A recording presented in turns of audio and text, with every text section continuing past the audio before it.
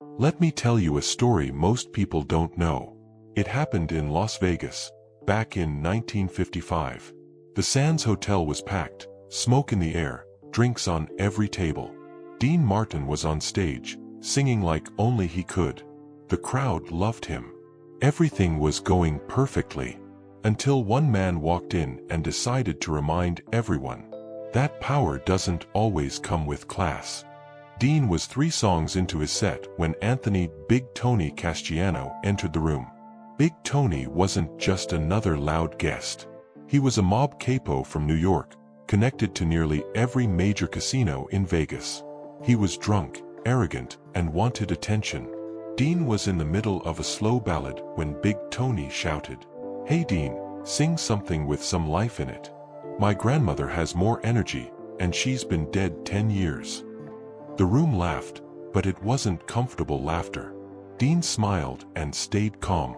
"Well, sir," he said, "if your grandmother sings as well as you behave, I'd love to hear her sometime." The tension broke. Dean handled it smoothly and moved on. But Big Tony wasn't finished. About 20 minutes later, Dean began telling a story about his childhood in Ohio. He spoke about his mother, Angela, how she taught him to be polite, to respect people, to carry himself with dignity. The audience leaned in. It was personal, warm, real. Then Big Tony stood up. "Your mother taught you manners," he shouted. "Too bad she didn't teach you how Vegas really works." The room went silent. Everyone knew the line had been crossed. Insulting a man's mother is bad enough. But Dean's mother had passed away years earlier. To him, this wasn't just an insult. It was deeply personal. The band stopped playing. The lights froze. Dean stood still at the microphone. He didn't look angry. He didn't smile either. He took a slow breath. "Sir," Dean said quietly, "thank you for bringing up my mother. Because she's actually the perfect example of what I'm talking about." Big Tony smirked, thinking he'd won. Dean continued, "My mother came to this country from Italy when she was 17. She didn't speak English. She had no money. All she had was her character." The room was completely silent now. "She cleaned houses for rich people," Dean said. "She scrubbed floors, washed clothes, cooked meals. Some treated her with respect. Others treated her like she didn't exist."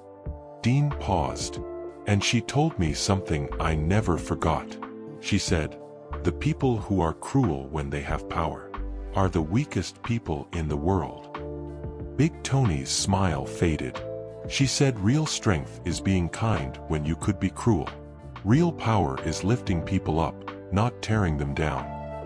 Dean looked directly at Big Tony.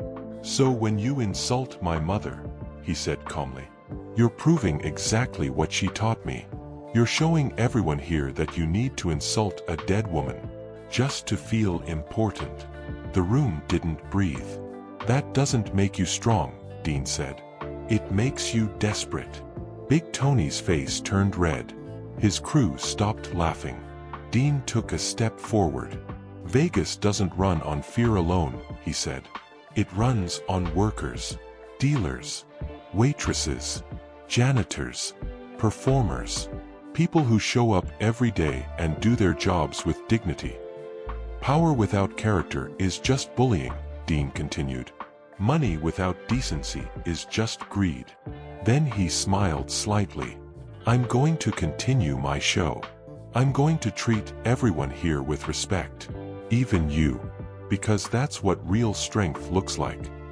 He turned to the band. "Let's play something cheerful. How about That's Amore?" The music started. Dean sang, and Big Tony sat there, shaken. After the show, Big Tony asked to see Dean. Outside, in the parking lot, he admitted something unexpected. "You made me look small," he said. "No," Dean replied. "You did that yourself. I just told the truth." Big Tony admitted he remembered his own mother saying similar things. Things he'd forgotten. Before leaving, He shook Dean's hand. "You won't have trouble in Vegas," he said. "You got my word."